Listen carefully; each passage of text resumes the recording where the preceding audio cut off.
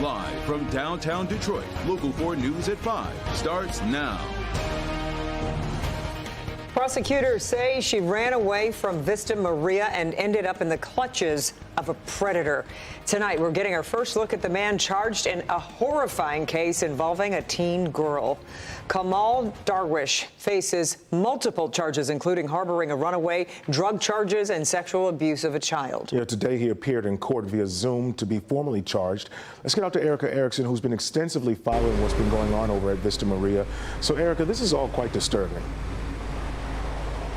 It is, and there was a lot of uncertainty about whether or not Darwish would even face a judge. And today we heard from his defense attorney, and he had a much different version of events than police. Take a listen.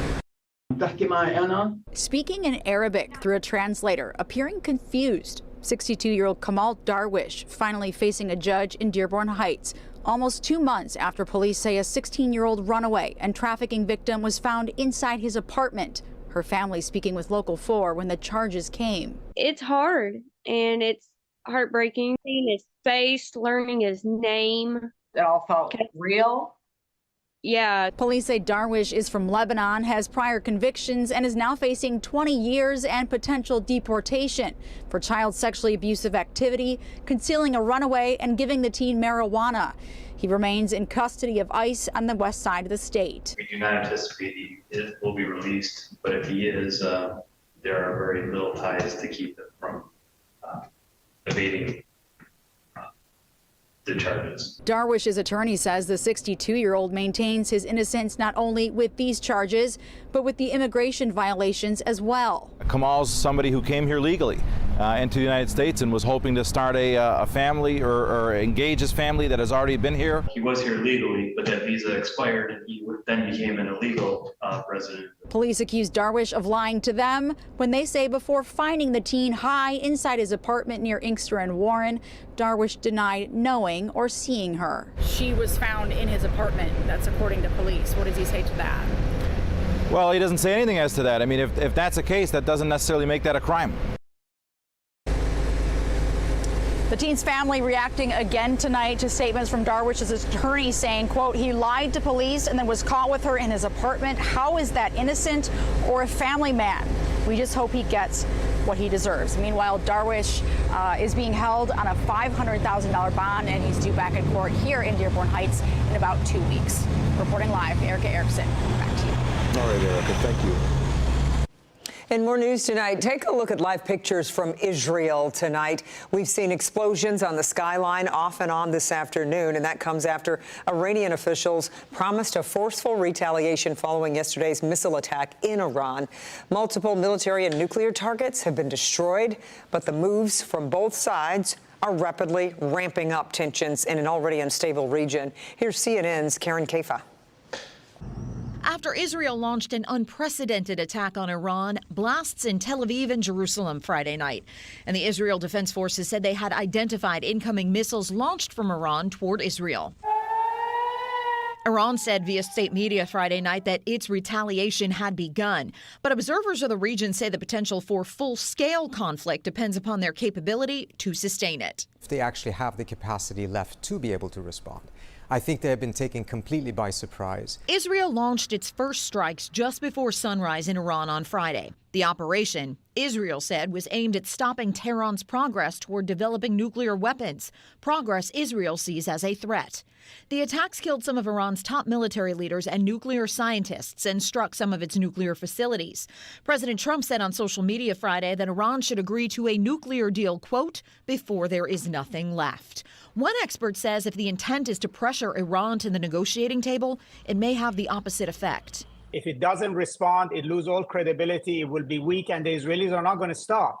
And so Iran is bound to retaliate, and then President Trump is going to be in a very difficult position managing an escalation. The Middle East tension sent crude oil prices soaring on Friday, and airline stocks dropped as a number of major global carriers, including Emirates, Lufthansa, and Air France, suspended flights to and from locations in the region. In Washington, I'm Karen Kaifa. And the attacks on Iran and Israel have sent oil prices spiking. At one point, the per barrel price was up over 13%. The spike is based on fears a wider conflict in the Middle East could disrupt oil prices.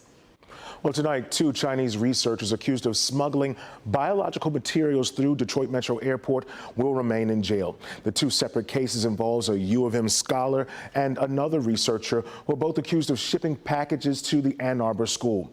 Our Lauren Kostick was in the courtroom today and is live to help break down what happened.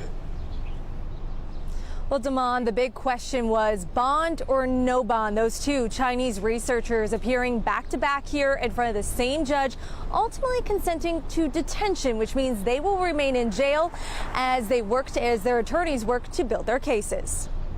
2 separate cases with a lot in common. Chinese researchers, ties to the University of Michigan, and caught in a federal smuggling scandal. And now they will both remain behind bars. Chung-Shan Han appearing in federal court first. She was arrested over the weekend at the airport, charged with smuggling and lying about packages mailed to staff members at a U of M lab.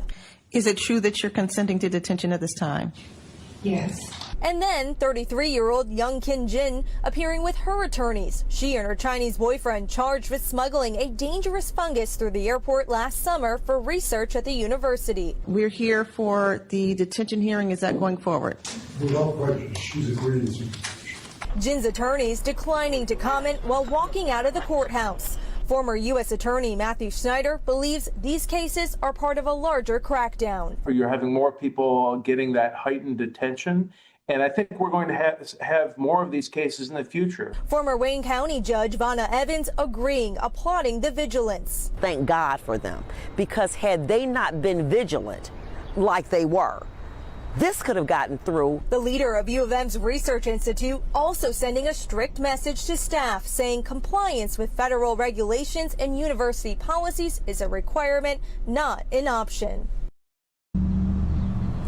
As for what's next, both cases have hearings later this month. That is when the government will have to prove that these researchers committed the crimes they are accused of.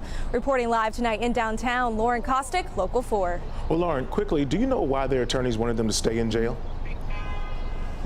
Yeah, Damon, that's a great question. We were wondering, too. We tried to ask the attorneys involved, but they would not comment. So we did a little research, and we found out sometimes it's to buy time or also to negotiate a bail. But really, Damon, it's not exactly clear in this case. All right. Thank you, Lauren. All right, this one's going to hurt. Starting Monday, a stretch of Orchard Lake Road will close for an entire week. The stretch of the road from 12 Mile to 13 Mile will close for sewer work. This is happening, of course, right along with the closure of I-696. All right, now to the weather and live pictures from our downtown sky cam. You know, it's been kind of a gloomy day, and now we have more rain coming in. All right, so, you know, the weekend is getting off to a soggy start right now. It is, but there is some good news. So let's get over to forewarned meteorologist Kim Adams. Hi, Kim. Hi, Kim and Damon. Well, we do have a few scattered showers, mainly south of I-96, and widely scattered and very light. I have lightning detector on. We're not seeing any lightning. No thunderstorms in the area. This is just light garden variety springtime rain. It's still technically spring until a week from today. But we'll go in a little bit closer for you so you can see what's going on in parts of Macomb County, down in Roseville, down to the Grosse Pointes, over to Hamtramck. Again, just light showers. Madison Heights, Beverly Hills also getting a little bit of light rain. Then we go to the downriver area, and you saw Erica with a little umbrella there earlier. Dearborn had some rain. Now it's moved down to River Rouge and Wyandotte, Taylor, also Garden City. So that's going to really be the story here over the next several hours, as we just kind of have these scattered showers. The good news is we're going to try to get this rain out of here in time for all those graduation parties, weddings, and of course in time for Father's Day. I'll tell you if we can get that done coming up.